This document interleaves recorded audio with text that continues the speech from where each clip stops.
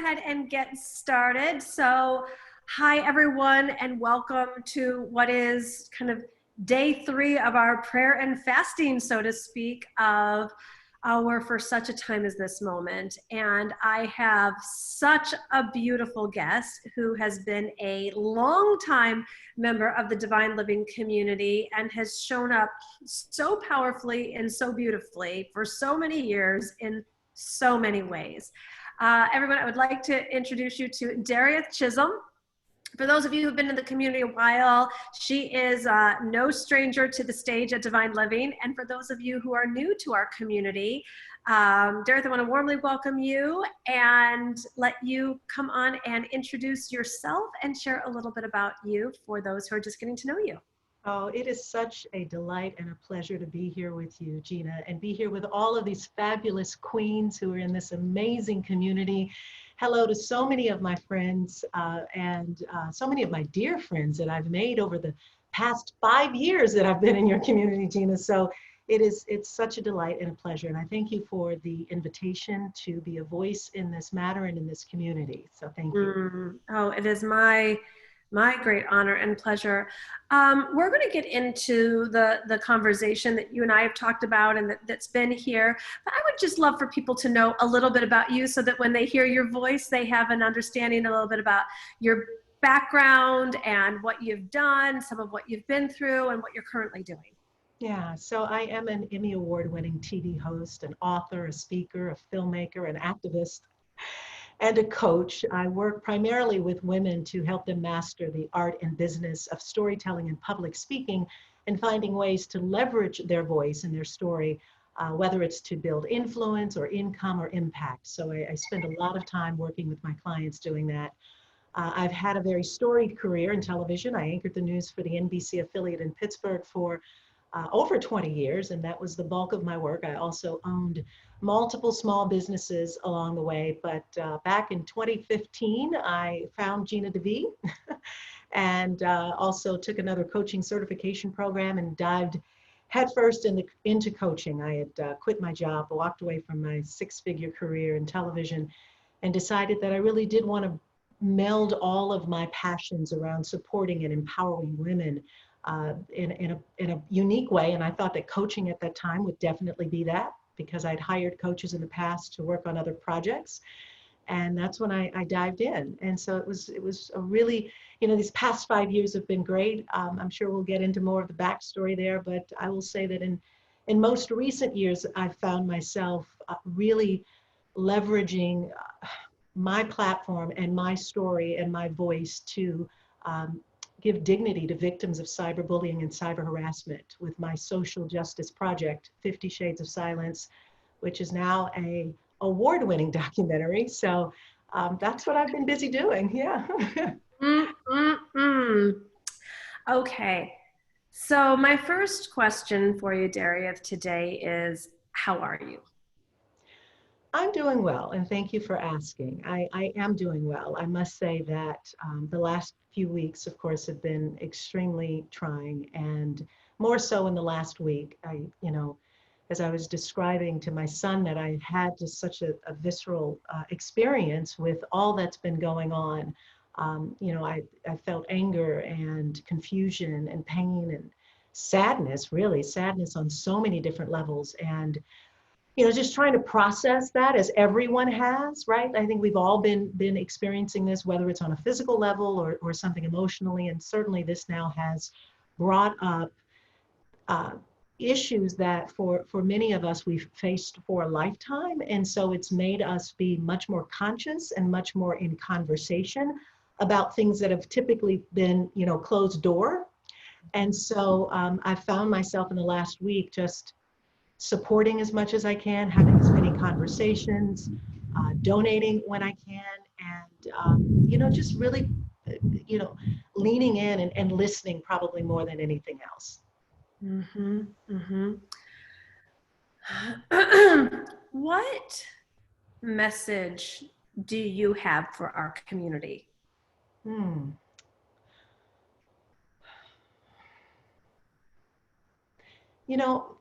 This is such a special community, and I'll start with this. I have had the opportunity to be a part of lots of communities in my lifetime. And I will say the uniqueness about this community is first off, its diversity, which I think is so very important, not only in color, but in background, in socioeconomic circumstances, in a lot of different ways. And I think that we have all found common ground in this desire to truly be the best versions of ourselves. And so we come with that, right? So we're here with that because it's what you've created, but it's also what we seek to experience and what we seek to be a part of.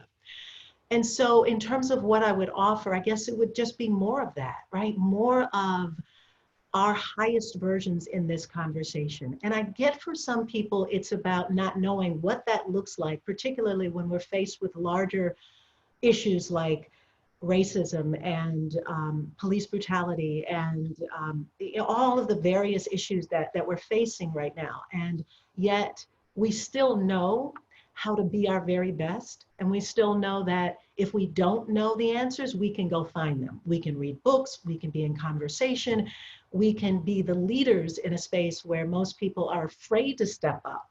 And so the message would be to do just that, to bring your very best to every opportunity to learn, to be engaged, and to lean in and lead from this queenly behavior that we all have and desire to have. Mm-hmm. Mm-hmm. Thank you for that. I think part of the reason why, what do I want to say? Part of the reason,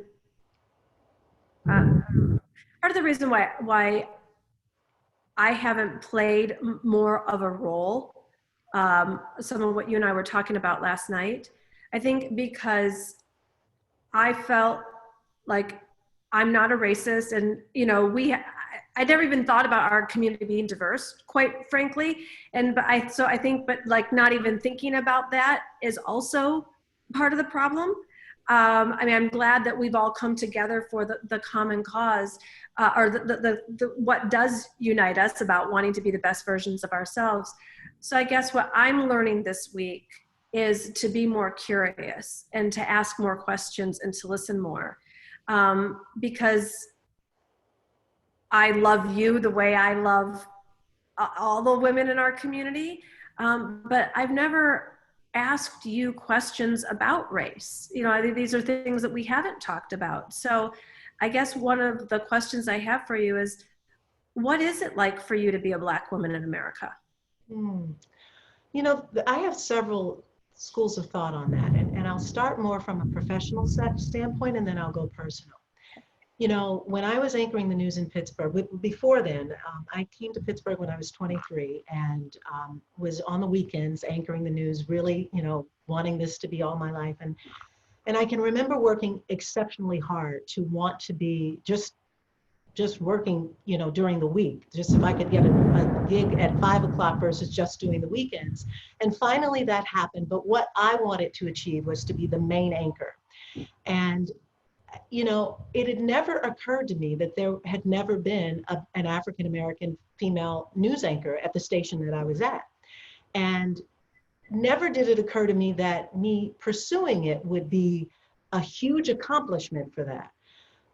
But what I felt along the way was that I was always getting passed up, that I didn't get the job. And there were other people who weren't even anchoring, frankly, that were getting, assigned the nightly, fill-in job at night. And I couldn't quite ever figure it out. So, I saw myself doing more and working harder, as I'm sure many Black people will attest to, having to work harder, having to show up more, and really just wanting to let's just compare. Give me a solid reason as to why it doesn't make sense. Well, of course, I continued to maintain that dream and work really hard, and eventually I did become the main anchor. And at that time, of course, I was made aware that I set a precedent, that I literally was the first African-American female anchor at that station in history, and was there for a very long time. So I'm grateful for having done that and really set the stage for that. But it took a while to make that happen, and I couldn't quite understand it, right?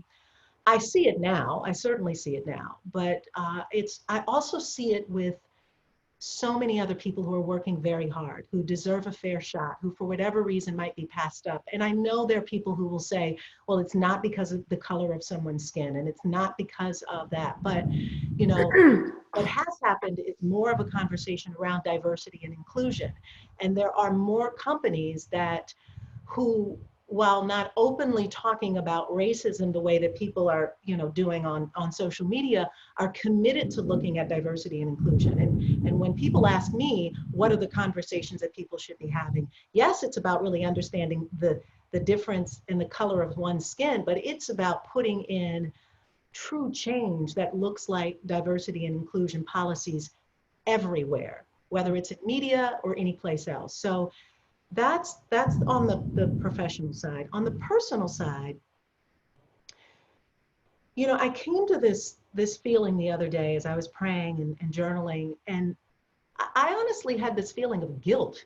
Like I felt guilty that I've not played a larger role, that I've not leaned in more or said more where I could have as an African American woman. And so like this flood of guilt hit me, like, you know, so Darieth, how come you're not doing more, you know? And it caused me to take a good look at that and to consider, you know, what more can I do? Who else can I connect with? How can I raise this issue in the most loving and understandable way? And, you know, for good reason, right? I think it's all had us pause and look at, you know, what more can we do? And so that was just my own personal experience about it. Mm-hmm. Ladies, I just want to take a moment to say, in case you think that there's something wrong with Darieth's speakers, there's not. She's in Florida, and there's a major thunderstorm happening right now. So you're hearing the rolling thunder. I'm hoping that the power doesn't go out, ladies. Yeah. I'll be back if it does. Storming. Great. I just saw some of the comments coming in here, so I just wanted to address that. Wow, that's really interesting. I mean, for me, seeing how much of an activist you have been, to hear that you feel guilty over this issue is, it's astounding to me. It's tender in my heart. What? I'm going to go in a different direction. I've never thought about this, and I've never asked this before. What's it like to be a Black woman in this community? Good question. Let's see. I think I can remember. I'm trying to think of how many. Paris 2015 was my first live event. It was my first time meeting you, and I remember Carla being there. I'm trying to think of who else was there. There were a few other women that were there, but you know, no matter where you are as African American, you see each other, and if it's, you know, a bunch of white women, you know, you connect each other's eyes, right? You kind of see, and you give each other kind of the look, and there's this thing. But I think, especially in this community, and I know for myself personally, is I always feel like I'm a part of something. I never feel like I'm a Black woman in a white community or someplace. I don't see it that way. I don't wear those glasses. I'm aware of it, and I know that, but I never really feel it. And when I do, I don't stay there for long. I mean, because I have felt it before, and so I just don't. If I don't feel welcomed, if I don't feel like there's space for me, then it's not a place that I need to be in. So what it feels like to be in this community, you know, it's warm, it's inviting. You know, I was sharing this with I think it was Mia a couple of days ago, that, you know, through my whole journey, and I guess I should back up and give this. So 2015 Paris, I had just gotten started, and then I came home from Paris and got a divorce, and went through about 6 months of like transitioning out of the divorce, moved away to Jamaica, completely pulled the beach towel over my head, did nothing for 2016. And then 2017 was right when I was getting my life back on track. I came back into the community, joined a program then, and then that's when my life totally shifted. And hold on 1 second, Darieth. I think the camera went out of focus a bit, so I just want to make sure people can see you clearly. Okay, let's try this.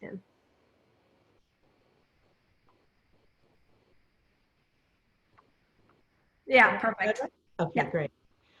So I'm sure they can hear me, so I won't repeat that. So when I came back, I also was in the middle of experiencing the most embarrassing, humiliating time of my life. I had become the victim of revenge porn at the hands of an ex-boyfriend who had been secretly taking photos and videos of me. And that all started on January 2017, just as I was starting back into this community again. And so this process went on for me for 3 years, from the violence, the abuse, the time that was going on, and then of course the court cases and filming the documentary, and now it's all behind me and there's a social justice project. But I found so much refuge here is where I'm going. And in the friends that I made, in the women who I've had so many conversations with from various times. And ironically, I'd show up at one of your events and there would be something that was going on in my life. And yet I could get out of it and stay focused here and still keep moving and build my business, no doubt. Like part of it is that I don't even know how I built a business during this time, but I did because I could stay focused. So without it and without being in the community, I don't know where I would be, honestly. I think that, I certainly was getting the structure while I couldn't, and I had the conversations and I had the support from the other women. I could still focus on building the business. And so that I think is what got me through. And I'm forever grateful to be a part of it. Well, thank you for that. And I wasn't fishing. I'm glad that's been your experience. I think my question where I'm going with this is, what can I or we at Divine Living do better for African American members and women of color? I think there are probably a few things. One would be to ask more of the women in the community so that you really do have a real sense for what everyone says. I certainly don't represent everyone here. And so for African American women, Hispanic women, over the years, you've had a huge diversity from other women from other countries. So ask all of them, right? And get a sense for what it is that would best support them. I mean, I think, starting there would be really good. I'm not sure in terms of team or who you have that you're working with that you can bring on who will help you from the internal spaces in terms of how you structure and build the business team-wise might be great, because now you've got that level of influence and voice within what you put out and how you put it out. And so starting there would be great. I think, again, not so much with programming, because that's where, that's what you're good at, right? So, and we've come to you to learn from that, but maybe from the standpoint of understanding that when African American women are coaching African American women or coaching women of color, that the dialect is a little bit different, right? Like there's different approaches to certain things. And what I've had to do is actually translate what you're saying so that it works. And I'm sure other women might feel that same way. I'm sure women who speak another language have got to figure it out. I think that's just by virtue of what we do. But when you ask what could you do, maybe in the languaging, in some of the approaches, that you find a way to make it more universal, if you will. So those would perhaps be the three things that I would offer. Awesome. And great. And I don't mean to put you on the spot here. I'm like curious as to more specifics. So if you want to do that here, we can do that offline. I'm happy for that. There's things that I can bring up that that were they were oversights on my behalf, and I was so appreciative. I remember one time we sent out like a mailer for like how to get ready for an event, and it was like, kind of like your checklist and bring layers and this and that, and it was like get a blowout. And a woman of color wrote back and said, hello, like, you're not blowing this out. It's an afro. And I was like, obviously didn't think about it and didn't, I was so grateful for that feedback. So I think that, for everyone, we're open, it's like, I am waking up to languaging and ways that I've communicated. We've had numerous requests recently because of the number of women of color in our community to have coaches who are of color as well. And my response is I'm open. Like, we're always hiring, by the way. Anyone can go to our career tabs on our website, and we have all of the positions, all the job descriptions, and we don't just hire at certain points of time. So, but I just wanted to acknowledge that I've heard that request a number of times, particularly this week, which I hadn't heard that before. Uh-oh, I think we just lost Darieth. So that's available. And maybe I will take this moment because Darieth is in a thunderstorm. So I know she'll be back in just a moment. Margie writes, I think as women, we are all unique, all seek to find someone who matches us somehow. Great. Let's see, who else is coming in here? Sharzad writes, totally Darieth, I translate it to my women of the Middle East as well. I'm curious as to what all this translation is. That would be super interesting. Sharzad, if you want to let me know. Chanel writes, white women have no idea what Black women go through with hair alone. I hear you. Gina, is your team made up of all backgrounds, race, etc.? At this particular time, no, we do not have huge diversity on our team in terms of race. We have at different junctures, and we've had different eras and seasons of team members, but currently right now our team is not widely diverse in terms of race.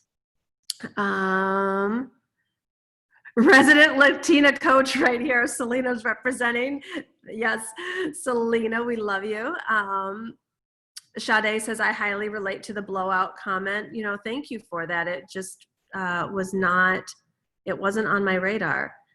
Carol's writing, it's really being sensitive to the little things that are so important to others in a way that may not even be on your radar. Oh, I guess we're thinking you're reading my mind, Carol.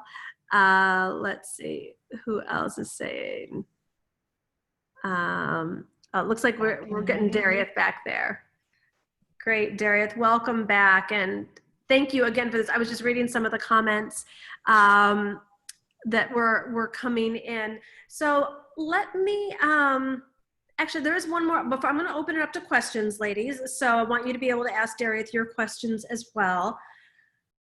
Darieth, I think one of the biggest backdoor conversations I'm hearing right now and getting in my DMs and emails and text messages is from white women who really are deeply moved by what's going on, deeply sad and deeply affected emotionally, really want to do something but aren't because they're terrified of getting it wrong. They are scared to say something that would be incorrect or potentially harmful, feel like they don't know enough to speak up or be visible. And what advice would you give them? I can totally understand that first and foremost, because I think part of what happens is we get into this place of fear and we start to think, well, if I say it wrong, I could do more. I mean, who am I potentially going to harm? So I understand.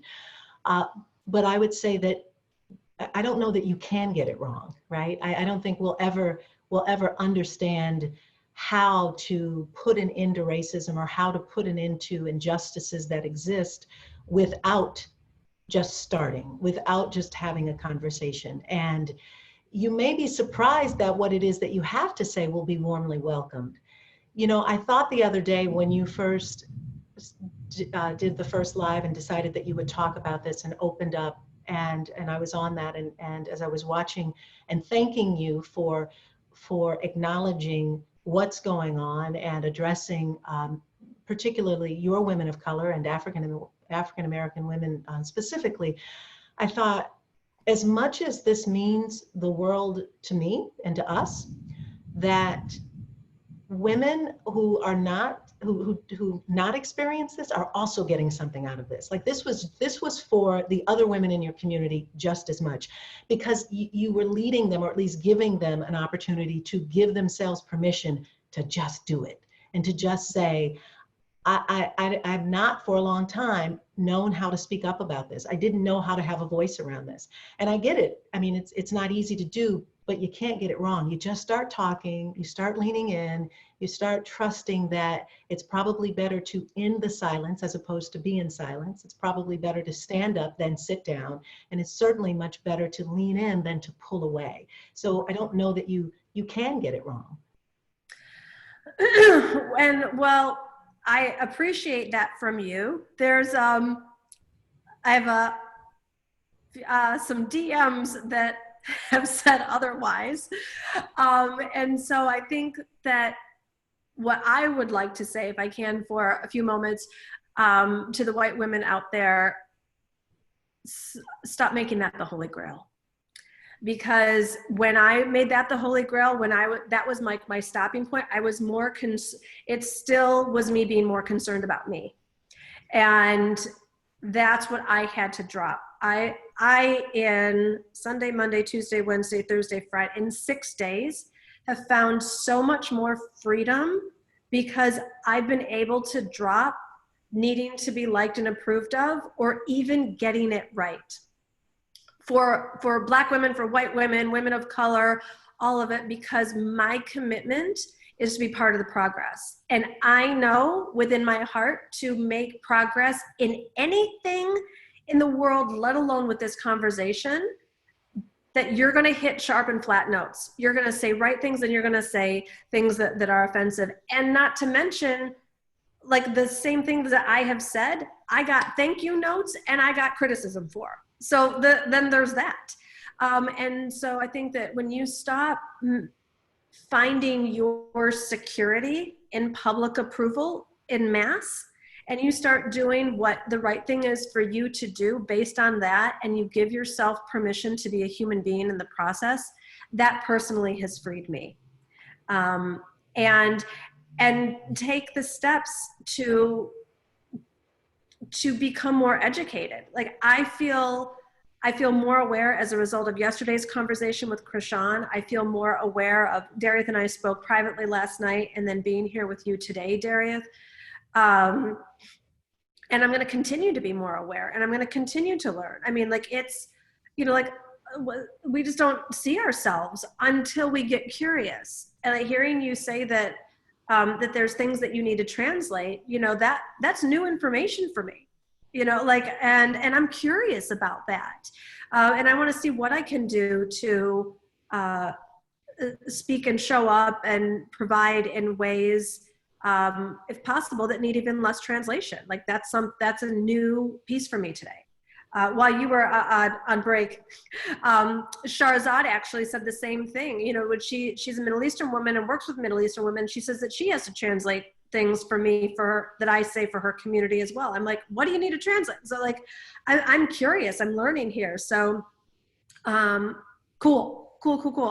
Darieth, yeah, go ahead. I was going to say, I think the other thing too is that the women in this community, and certainly women who are really working on themselves, right? Personal development, being in conscious conversation around all of these topics, are typically much more open, right? And open to trying to figure it out, and hungry to figure it out.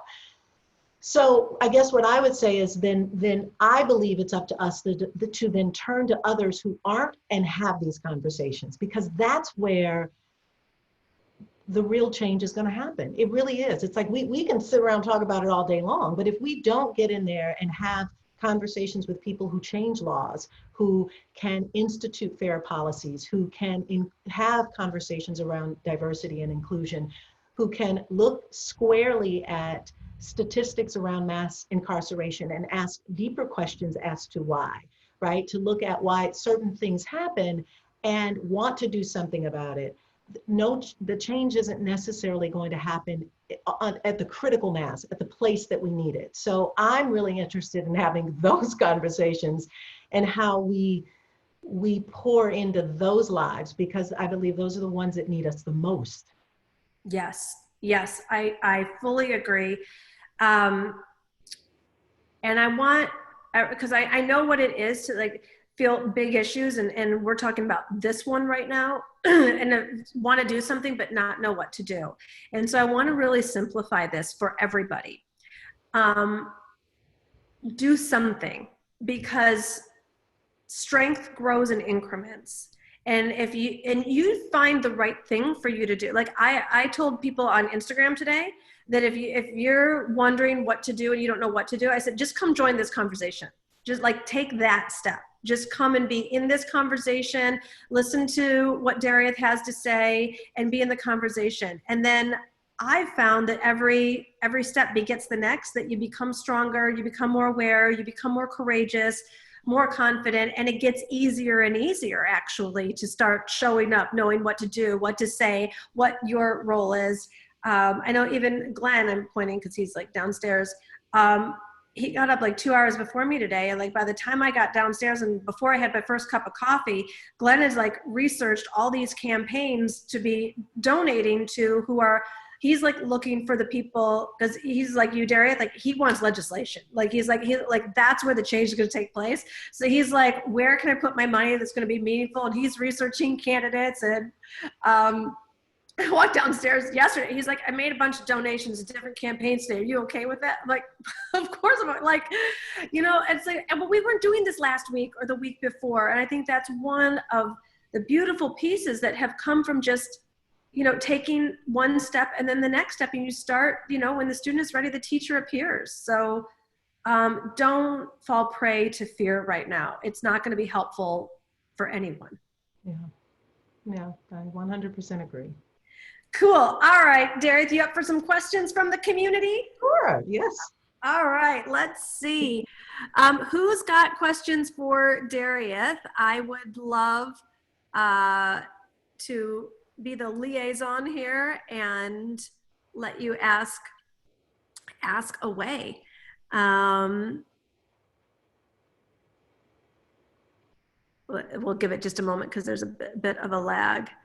Marla just wrote, thank you for stating how we are learning in the process. Oh, it's coming in so fast now. All right, Marla, I'll get back to that because I do read all the comments here. Let's see what questions for Darieth. Maybe it would help me if you'll start your comment, start it with Darieth, and then I'll know it's a question for her. And then we'll let them come in. There's just a little bit of a lag here with our Zoom integration with Facebook, but we're happy it can take place. The hurricane that is outside my door. Great. What questions do you lovelies have for Darieth? Let's just start the comment with Darieth, and then I will be able to see, because they come in fast and furious here, or fast and fabulous, I should say. While I'm waiting for questions for Darieth, Chanel writes, I love that these conversations are also breaking barriers around the cultural norms of not being able to speak out about pain, hurt, experiences, and anger. Let's break these generational gagging orders. Mental health is on the rise, and I believe a lot of these that is attributed to not being able to be liberated in freedom of speech without fear and retribution and comebacks. Yes. All right, Darieth, here we go. Oh, now there's a whole bunch. Okay, Darieth, what is a recommended way to check in on our African-American friends and colleagues to see how they are doing? DM them, call them. It's really, it's as simple as that. Like, you know, I purposely went back and I went to my friends that I grew up with in Detroit and hadn't talked to, and I hated that I had to make an excuse about this going on for me to call and check in, but it was time, and we had some of the best conversations, right? And so that was a matter of me just literally deciding and taking the time to just call and see, how are you? What's going on? How are you feeling through this? Is there anything I can do to support you? I mean, I think if we decided to take an afternoon and run through our Rolodex or our cell phone and find a few people to reach out to, that's a good start. Great. Darieth, what do you do to keep your energy up and your spirit high to keep doing the work that you are doing? Hmm. Well, I mean, I certainly start every morning with prayer and meditation and reading. I am, have over the years had my hand in multiple different projects, so it requires my time and attention. I'm very focused on helping other women help other women. And so, I wake up each day with that. I spend time in gratitude every morning, just really praying and being in space. I'd like to say that exercise would have something to do with it, but I haven't done much of that. But usually when I do exercise, it's so much better. So, I mean, just really those things to say. I'm also, I get encouraged by watching other people succeed and seeing other and reading other success stories and, watching documentaries and other things that are uplifting and motivating so that I can keep my energy up. There were times, I mean, in the last couple of weeks that it was rough. It was literally, and I gave myself time then too to cry and to feel dis, you know, disenchanted with several things, but I don't stay there too long. I know that I cannot afford the luxury of a negative thought. It's too expensive. It has taken me out in the past and has taken me out for too long. And so I just don't. I try to, rebound and respond as quickly as I can. Speaking of being fueled by successes, want to share a recent one? Yeah, it's interesting. I'll share this and then I'll say something else. I can remember when I first started coaching and then I got off track and I wasn't doing it and then I started coaching again. It was like everybody was just beginning, right? You get started and you just have to stay focused. And and like everyone, we can find so many things that will take us out, right?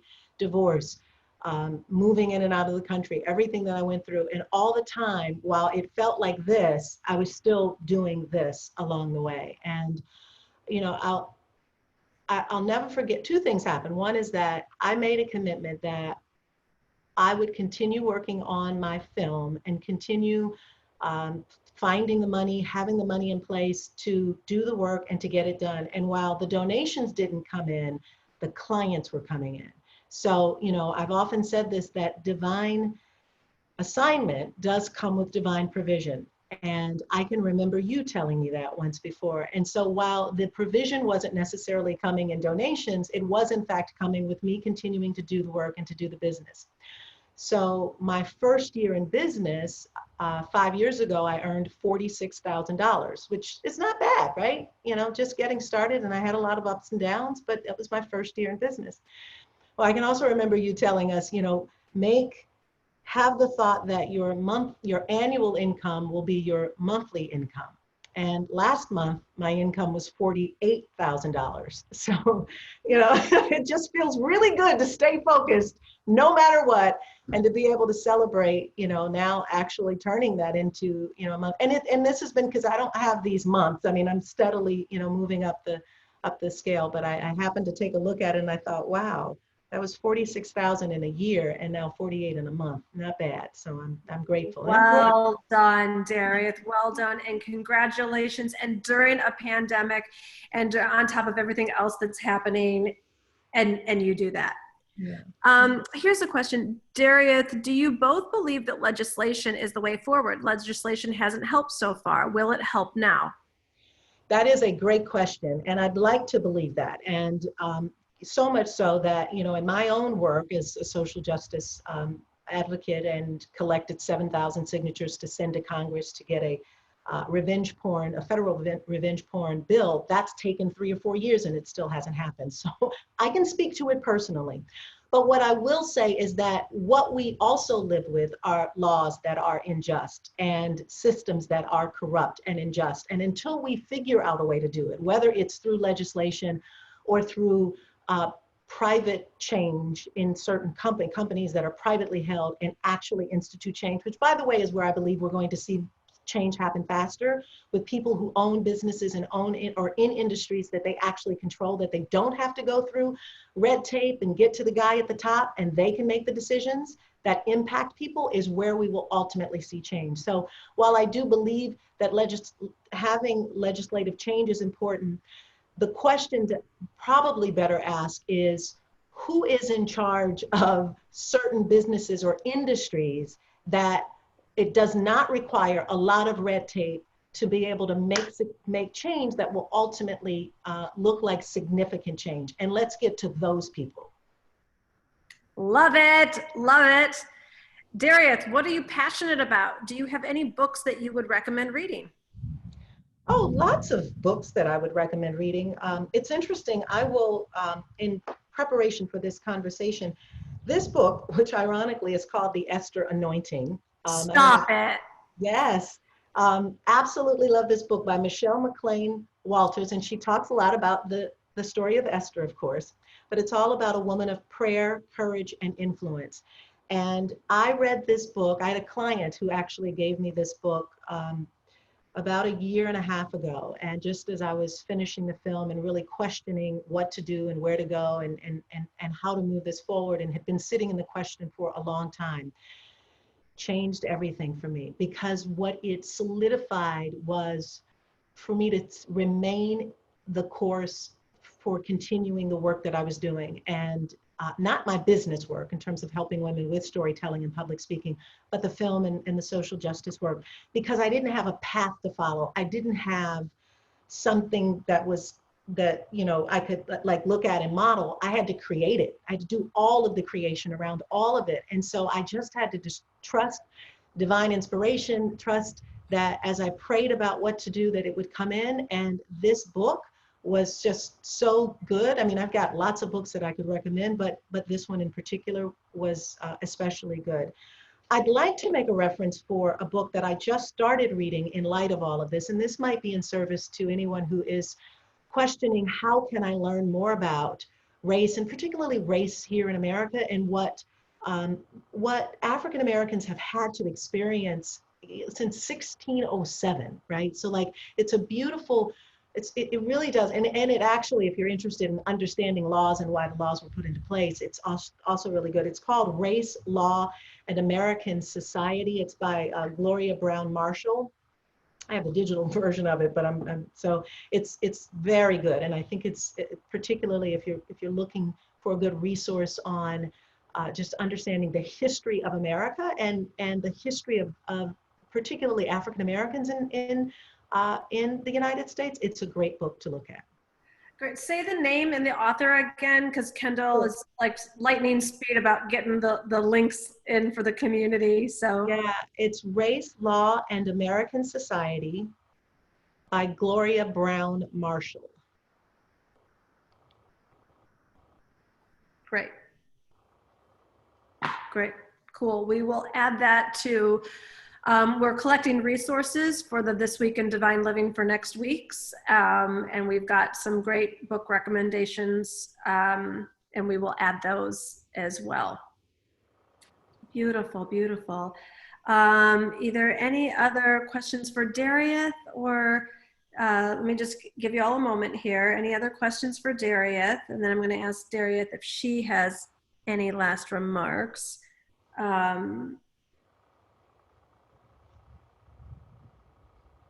Some good comments in here, Darieth. You may want to go in afterwards and see them. So much good stuff to read and take in.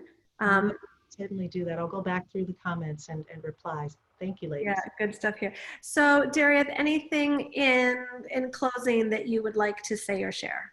Yeah.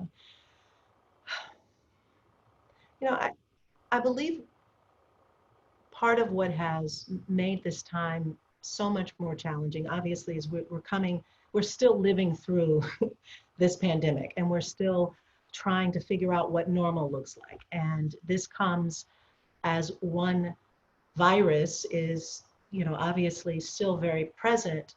The virus of racism is even more so present and has always been. And so we don't even know what to do with Corona, and it's only been around, when we're talking about something that's been around since 1607, right? So I think part of what it is to really allow ourselves the space of being patient. Everybody gets a say in this, and I've seen people talk from one end to the other. I've seen some people be harshly critical of people, when we don't even know where they're coming from, right? We don't know what each of us have had to experience. And so to point the finger or to even feel bad about not knowing what to say, as I said, I mean, I felt guilty about not weighing in, where some women have expressed that they don't know what to say. We're all just trying to figure it out. So I guess my final message would be that we get to do that. We get to process this. We get to be good stewards, should that really be where we come from, for ourselves and our families and whatever communities we belong to. But that what we're doing now, and this is probably the most important thing, what we're doing now, our children see.